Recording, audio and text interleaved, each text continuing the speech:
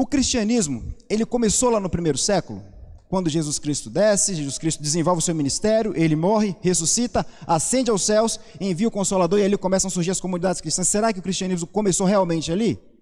Se nós olharmos para João, o Evangelho de João, no capítulo 1, em que ele diz que Cristo é o Criador de todas as coisas, ora, se Cristo é o Criador, por meio dele tudo se fez, nós precisamos entender que o cristianismo ele começa lá em Gênesis 1, capítulo 1, versículo 1. E no princípio criou Deus os céus e a terra. Porque se Cristo é o Criador de todas as coisas, e João chama ele de Logos, então foi Cristo quem criou e disse como tudo deveria funcionar em toda a criação.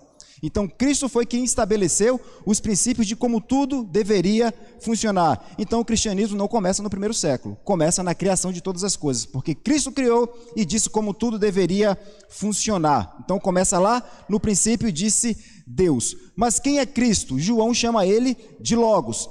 Cristo é um vocábulo? Cristo é uma palavra? Não, Cristo não é. Não é uma palavra, não é um vocábulo, mas João queria dizer algo. Se nós voltarmos um pouquinho antes de Cristo, alguns séculos, nós vamos ver a figura dos filósofos pré-socráticos. Esses filósofos, eles buscavam um arquê. O que significa arquê? Cabeça, um princípio que estabelecia toda a ordem da criação como eles a conheciam. Por isso a palavra para o universo é ordem. Então esses pré-socráticos, eles já estavam se desprendendo da ideia de que vários deuses haviam trazido ordem ao caos que antes reinava.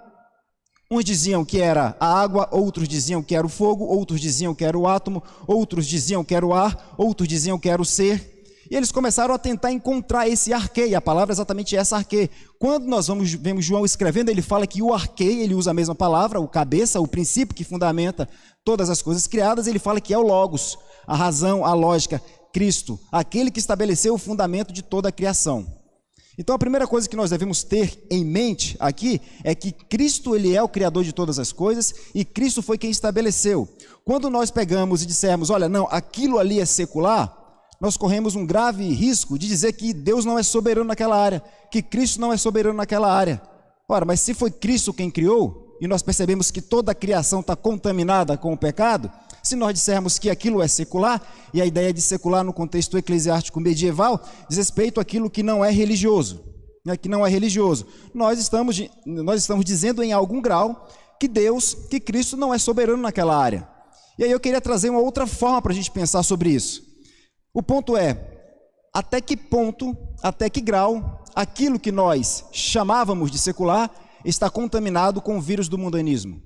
Até que ponto a música está contaminada com o vírus do mundanismo? Até que ponto os filmes estão contaminados com o vírus do mundanismo? Até que ponto os desenhos, até que ponto as peças de teatro, até que ponto livros, etc. Até que ponto todas essas áreas da criação estão contaminadas com o vírus do mundanismo? Porque se nós fizermos essa separação, nós estamos dizendo de forma indireta que, olha, Cristo não é soberano naquela determinada área. Cristo não é soberano naquela outra área. Lembra na última aula, nossa aplicação, em que eu trouxe aquele texto de Mateus em que Cristo fala que nós somos o sal da terra, e o sal diz respeito a um comportamento moral, sal diz respeito àquilo que sal servia para não deixar apodrecer, aquilo que tem tendência a apodrecer. Se a criação está contaminada com o vírus do pecado, obviamente ela está degenerando, ela está apodrecendo, assim como nós, não só a parte humana, como a parte não humana também. E nós servimos de sal, para não deixar apodrecer aquilo que tem tendência a apodrecer. Ora, então nós devemos pensar da seguinte maneira, até que ponto essa determinada área da cultura, lá no meu trabalho, lá na minha faculdade, lá na minha escola, lá onde eu vou com os amigos, até que ponto isso aqui está contaminado com o vírus do mundanismo? E para eu poder entender até que ponto isso está contaminado com o vírus do mundanismo, nós precisamos conhecer a Bíblia, a revelação de Deus.